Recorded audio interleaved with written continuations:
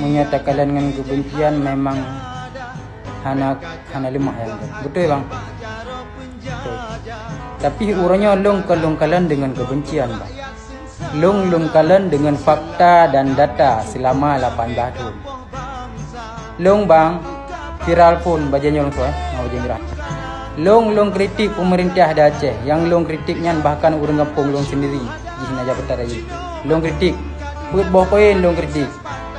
Yang pertama masalah jalan, yang kedua masalah anak syuhada, yang kedua masalah rumah duafa, yang keempat long kritik masalah tower. Poin terjadi di long, orang yang pernah ku bibu zaman terus ju rumah long yang selama 18 tahun sang hana tu rumah long tapi hurian terus. Bahkan tepah kena bubu. Terus rumah